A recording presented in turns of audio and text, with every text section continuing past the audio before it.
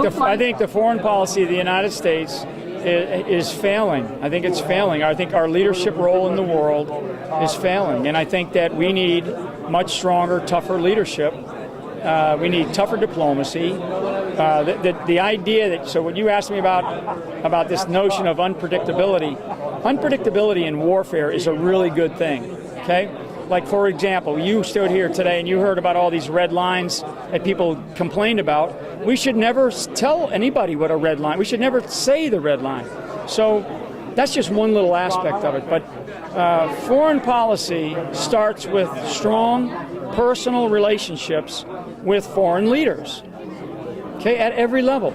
President to president, presidents to kings, presidents to prime ministers, all the way down to, you know, ambassadors, and maybe some of our senior military, because those are always strong, positive relationships anyway. That's number one.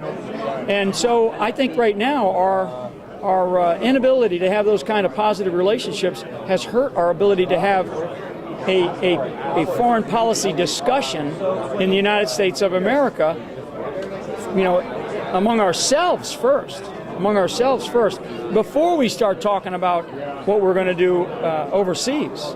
Now, the world right now has dramatically changed in the last 70 years, okay, last 75 years, okay? So the last 3/4 of a century, the population of the planet has more than tripled, okay? The infusion of information technology really just started 10 years ago. Facebook came out in roughly 2005.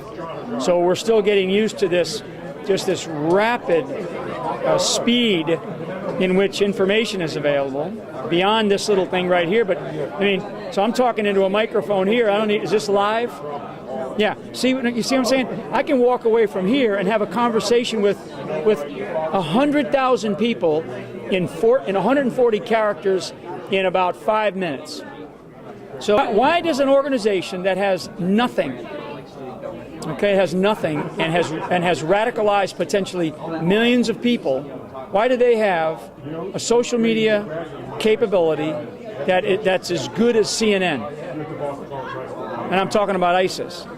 Why are they able to influence so many people? I agree that the information war that must occur,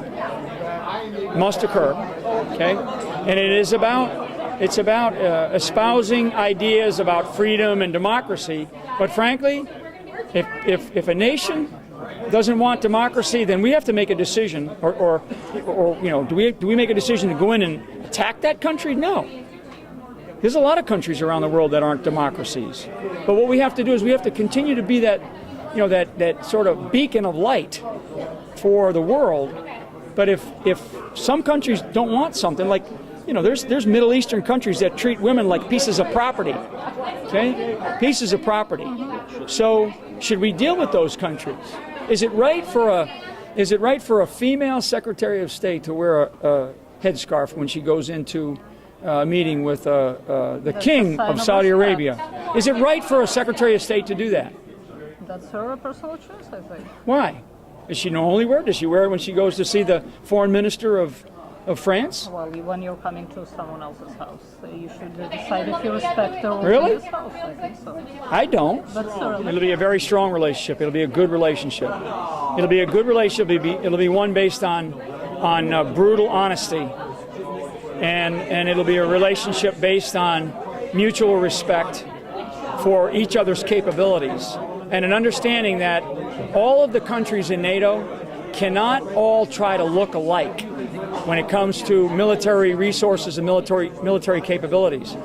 And too often, every country that enters NATO, I think, has this belief that they all have to have an army, a navy, an air force, and a marine corps, like us. And that's not something that they can't afford it. And in fact, they're not paying for it now. So NATO was designed, NATO is a political alliance based for military purposes, okay? NATO is a political alliance for military purposes. It's not a military alliance, okay? It's a political alliance for military purposes.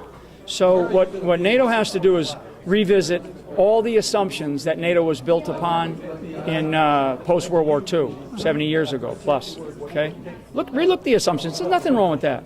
Doesn't mean you throw NATO out. It just means you relook those assumptions.